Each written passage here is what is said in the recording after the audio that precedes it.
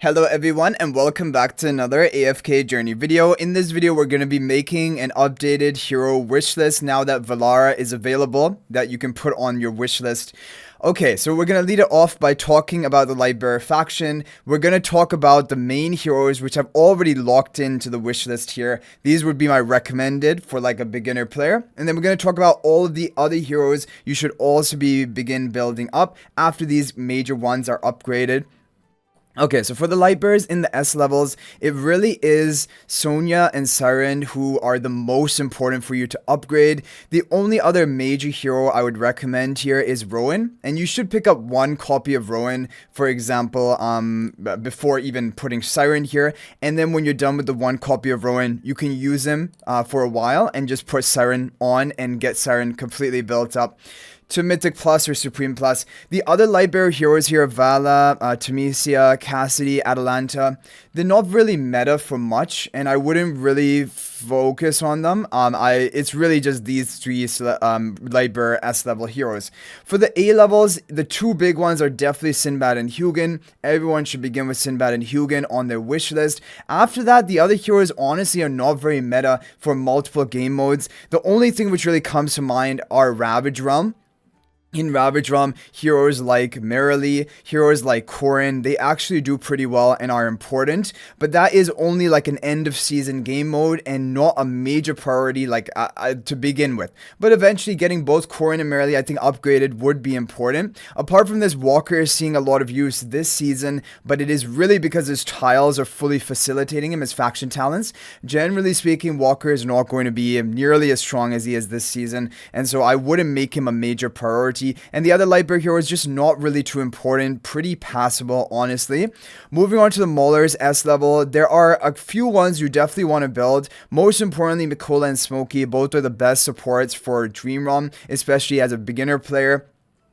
Even late game, they are both part of meta teams occasionally. So they're really good for Dream Realm. Apart from that, Shakira is also good, but I would say he's definitely the third hero you should be building because Shakira is kind of weird. He needs a comp built around him, a melee-oriented comp. Also, Shakira needs to be plus 10 exclusive equipment, Mythic Plus or above, before he really brings any like damage boosting to your team. But then he can work in some teams, so eventually, of course, you need to have this trifecta of heroes built.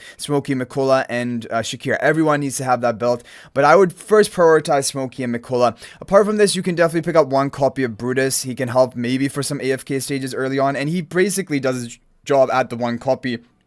The only final thing to mention is Elsa, because for Ravage Realm, Elsa has always generally been a part of the top team, but as time goes on and more heroes come out, it's going to be harder and harder for these heroes to actually compete for their position, but likely Elsa will probably be the best in Ravage Realm this season as well. So really, I would say these are the four heroes: Smokey, Mikola, Shakira, you have to build. Elsa would be nice for Ravage Realm. Apart from that, the other heroes can be quite skippable.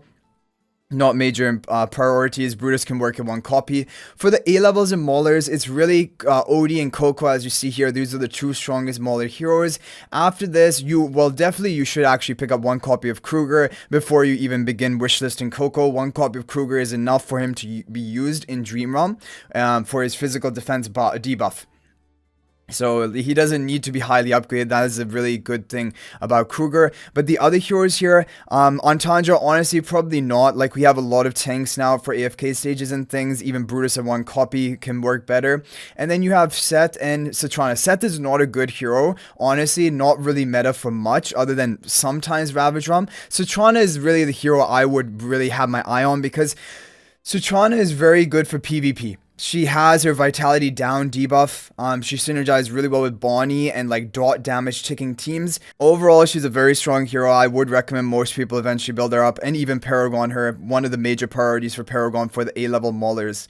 Moving on to Wilders. Wilders have a major issue. They are so stacked. There are now so many good S-level, A-level Wilders, and they just keep adding more and more. This season, we got Valara. We have Theodore right now, who will be coming to Radar Recruitment soon. And then we have Pang coming. We have Ravion coming, most likely. These are all going to be wild heroes, and so, like, this is going to be difficult.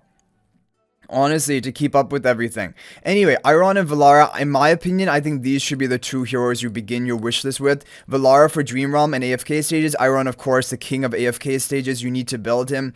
The other, though, wild heroes which are very strong, very, very strong in must builds as well, are Tassi and Lily May. So basically, the four of these heroes are all going to want to be built, but I would recommend Iron and Valara first. Take Valara like, I don't know, definitely Iron to Mythic Plus, then you can swap him out for someone. Valara probably to Mythic Plus as well.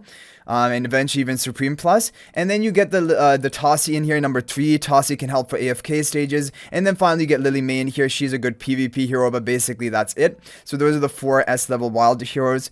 For the A-level wild heroes, you have Almas and Faramore. These should be the first 2 heroes that you build. After this, you will also need to build Arden. Arden is really good for AFK stages and even early on AFK stages. So he is a pretty important hero to build. But the thing is, Almas is necessary along with Iron for more crowd control. These two combine together to make the best AFK stage pushing teams. Faramore is very, very needed for AFK stages, especially as you're seeing towards the mid of the season, end of the season. Faramore dominates in AFK stages. Also, Faramore is good for Dream Realm content. So like Faramore is a must build hero, at least for Mythic Plus. So like that's what I would recommend here. But after you're done with one of these heroes, either Faramore or Almas for Mythic Plus, you can swap out and put Arden in here. Arden is going to be good. And then after that, it really is up to you. Honestly, Damien is the recommended because he's good in PvP, a good support healer. But honestly, I haven't even been using Damien that much, but he is very good for like lower, like mid spenders, lower spenders. He's still a solid PvP hero, don't get me wrong. And Lenya, also good for PvP, but again, I haven't really been using her much. She's not like a must have, but she is nice for PvP. And that's basically it. The other ones you don't have to worry about. And then for Graveborn is also a really stacked faction, most specifically for the S level. The S level Graveborns, there are a lot of strong options that you all want to build up. There are actually 4 of them. But I would say put Shamira and Damon probably on your wish list. Fully build them up. They help you with AFK stages. They help you in Dream Realm. They're basically the dream team. And even the father, Nero, is also in here as the A level, and we'll get to him. But basically, these 2 are really strong. I would recommend building them all the way to Supreme Plus before you swap. However, before you even begin Damon, I would say get 1 copy of Soren, get 1 copy of Ludovic. They can work at that 1 copy. It can help you for some AFK stages. It can help you for Dream Realm. And then just go all in, get your Shamira and Damon all the way upgraded. But always keep Shamira on the wish list. She's the most important hero in the game. Apart from that, the other Graveborns, it's just really Igor for PvP, like with Satrana, Bonnie, it's a good core, but that's purely PvP. And Carolina, do not get Carolina. She is so far out of the meta, completely useless basically. Do not get Carolina. This is just a relic of the past, that's why it's upgraded on my account. And then these other heroes, not very important. Yeah, not important. Okay, for the A levels, Bonnie, Nero, these are the top 2 A levels of the game. Bonnie is the strongest A level. Probably the strongest A level of any faction, to be honest. She deals great damage. She's good for AFK stages. She's good for Dream Realm. She's really good in PvP. Her damage ticks even after she dies. And also she comes with a debuff along with her damage. Nero is really good because of his Supreme Plus skill upgrade that we've got. Also the fact that he can take an enemy Lily May interruption in PvP because he begins like, he immediately will cast an ultimate if he's Mythic Plus or above. And also he always gets a good charm bonus every season. This season he has the same charm bonus as Hugin and Rainier. Traditionally that's always how it has been. And that's going to boost the damage of your carry behind him, and his Supreme Plus skill upgrade allows all of his normal attacks to basically be long range AoE damage that hits hard and also heals your team. Most importantly, it really heals your Damon and Shamira by a lot. So like Nero is really good. He's such a solid hero. These like Nero and Bonnie, really strong Graveborn A level heroes. After that, you can think about, Velka for Ravage Realm. You can think about Callan for PvP. The other ones I wouldn't recommend. Sylvina is purely PvP and mainly for offense only. Viperon, Salazar, Relic of the Past, not important anymore. Now, going to the Epic Recruitment, I'm going to show you what I would recommend. Definitely, there's no question about it. Like, there's basically 3 heroes which are non-negotiable. Shamira has to be on here until you get her to Supreme Plus. She's your biggest carry. Iron has to be on here until Mythic Plus because that's when he takes off for AFK AFK stages. And Smokey has to be on here because he's such a good healer, attack buffer, haste buffer. He also deals damage in endless bosses. Like, these three need to be on here. And I honestly think Damon as a number 4 really should be on here because Damon has a lot of synergy with Shimira. He can work in Dream Realm. He can work in AFK stages. He's really good in PvP, so like really I think you should just keep Damon on here. And then finally Valara. I actually think Valara is one of the major priorities you should be keeping on your wish list in this final beginning 5. Now there are a lot of good options here. Mikola is very great and you need to get her Supreme Plus. Sonya as well, you need to get the Supreme Plus. Ludovic, Tassi, you have a lot of heroes which are really important. Even Shakira must build eventually. However, I still think Valara is more important than the other ones because she's going to help you in Dream Realm. She's going to help you in AFK stages. Overall, just a very meta hero that I would recommend keeping on your wish list. But these other options are fine as well. Like basically, like we mentioned, you can choose among Sonya, Mikola, Ludovic, Tassi, Shakir, or Thorin. These are basically the big ones. Even Siren, but Siren is mainly PvP. But I would personally choose Valara a bit above the other ones. Even Lily May, but Lily May mainly for PvP. Okay, there we have the Epic Recruitment wish list. Moving on to the Stellar Crystal Stargaze Station. So, when it comes to Stargaze Station, the most important hero in the game are the twins, Elijah and Lila. And to get to their full potential, they need to get to Supreme Plus. That is 14 copies in total. That is going to take you a long time. Now, the question is, and kind of the argument of debate is that, how far should you go on Freyasto before you go on the twins? Or should you just take the twins entirely and just leave Freyasto at a lower copy? Either way, what you need to do to begin with, you need to get 1 copy of the twins and 1 copy of Freyasto. That's non-negotiable. You have to do that. Then after that, the question comes, should you first prioritize Freyasto, getting him to like Mythic Plus, and use him like a tank damage dealer eventually for endless bosses of Dream Realm? Or should you just go all in for the twins, get them to Supreme Plus, and just make 1 copy of Freyasto work for you?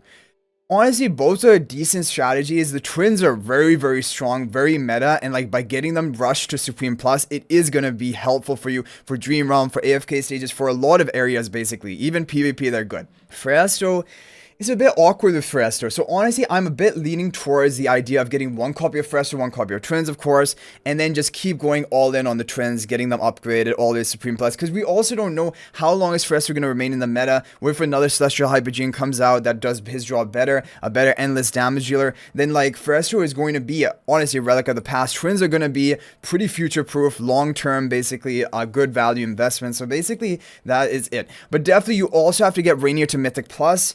Rainier to Mythic Plus is very important, and he's become even more important this season compared to previous seasons. Even in like endless bosses that we're at now, he's still in a lot of the top teams. He's in almost all the top teams before you get to endless Dream Realm bosses. So, and you only need to get Rainier to Mythic Plus. That is 8 copies in total. So Twin Supreme Plus, Rainier Mythic Plus, Freyasto, Mythic Plus, eventually Supreme Plus, if you can. These are the big 3, and honestly, as the game stands right now, you need to build these 3 to the levels that I said before you even consider anything else, because the next Celestial Hypogean would be Harak number 4. But Harak should only be built after you have Freyasto Supreme, minimum, honestly Supreme Plus though, Twin Supreme Plus, Rainier Mythic Plus. Then you say, okay, now I can afford to go for Harak, and then you take Harak all the way to Supreme Plus. These are the big 4. After this, it really comes down to, do you want to save for future ones? You basically have all the major meta heroes. I know Baelran is seeing a bit of meta usage in Dream Realm, some Primal Lord, but honestly, not meta enough right now to consider him a must build at all. Like, you can make, for example, after you're done with Harak, Rainier Mythic Plus, Freyasto Twins, you're done with these 4, and you have more stuff left over, you want to build a new hero, you can consider them Baelran after Harak. But honestly, you could also consider Athalia after Harak. Both Athalia and Baelran, basically, I would consider to be the number 5 priority after you're done with the big 4 we talked about. And Athalia is PvP focused. She's better, way better in PvP compared to Baelran. Baelran is going to be PvE focused, but can also be workable in PvP and seasonal content if he has enough like protection, damage reduction, like with the Mauler faction talents this season. So that is the thing about Baelran. He is going to be somewhat meta in PvE, but very to limited extent, and that's why for most people you can just pass him. But that's what I would recommend. So I hope you guys enjoyed the video. Thank you for watching. That's gonna be it for this one. I'll hopefully see you guys in the next video. If you have any other tips about hero wishes, feel free to let me know in the comment section down below. And thanks for watching. I'll hopefully see you guys in the next video. If you're not already subscribed to our YouTube channel, please smash that subscribe button. Also, feel free to join my AFK Journey Discord server. There's a link to that in the description of this video. And finally, if you're thinking about making a purchase in AFK Journey, please use my affiliate link for the official Farlight store. There's a link to that in the description of this video, and a pinned comment. There's the best way you can support me at no extra cost to you. So thanks for watching. I'll hopefully see you in the next video. And until then, everyone, peace out for now.